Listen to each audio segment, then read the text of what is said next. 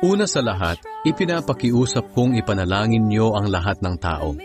Ipaabot ninyo sa Diyos ang kahilingan niyo para sa kanila ng may pasasalamat.